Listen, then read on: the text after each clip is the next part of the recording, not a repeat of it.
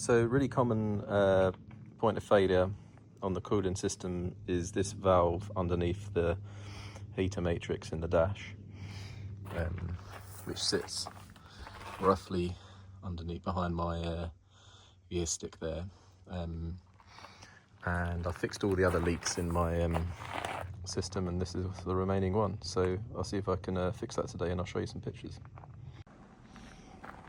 So first step, obviously, remove your spoiler down.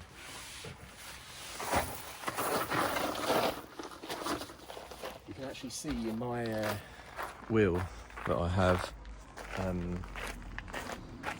evidence of coolant in there.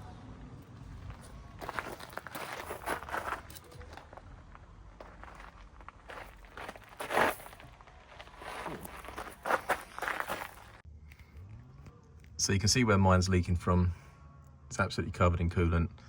Looks like a mess down here. All I'm going to do is undo the two clips, or clamp it, of course. I think I'm going to clamp it above and below this. Yeah, undo those two clips. I don't know if you can see it from here, but there's a clip for the cable about there on the left hand side. Pull this one out of here and then put a new one in. It's going to be hard to film this because it's a really awkward position, and I don't want to get massively wet, so I'll show you when it's in progress. I haven't double checked, but I think these are all the bits I need for this so far. So I've got some hose clamps, different sizes. Could have done with two more about this size, but I'm going to probably use that one on the bottom and this one on the top. This is my inspection mirror that I tend to use, but there's some bits I don't really understand how that clamp works, the clip for the cable works at the moment, so I'm going to use that to have a look at that. And these are really cool for the clamps. That's what I'll be using for that. They lock in place. I won't be using Jubilee clips or anything like that. I'll keep the original ones on there. And yeah, the valve itself. So yeah, I've got a clamp up there above it. I might need to move that a bit higher. I've got that top clip off, clamp off, and I've just removed this other one. You can see how this tool works here. So it locks in place as you squeeze it. So I've taken that clip off. You take it off from the bottom. I found getting a small flathead screwdriver behind it, pulling it down and wriggling it a bit, and then I had to remove the cable from the end of the valve there, the arm on it, with some pliers, but fairly easy so far.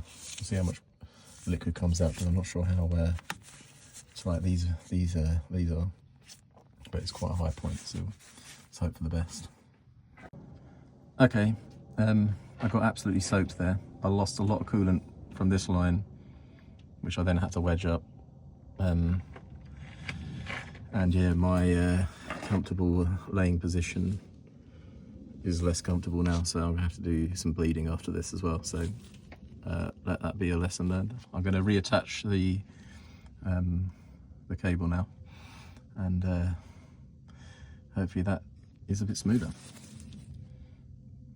I am pretty sure as well, by the way, that you need to reinstall it on the same position as what you took it off in. So mine was closed, and this will be closed. Both my pipes are now attached again. Okay, so the hardest part of that seemed to be getting the clip back on. And yes, I did get absolutely soaked doing that. So I advise making sure the clamps are really tight, and maybe zip tying the longer pipe coming from the back of the vehicle to something high up. But you are going to get a little bit wet. I'm just going to see if when I move this, if it's going to go to open underneath, just as a check before I bleed it and stuff. So a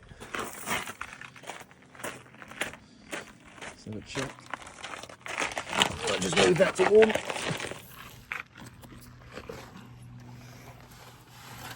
And Yes, that's moved it over. So theoretically, if I now move this to the right, when we get back out there, that would have moved the knob indoors.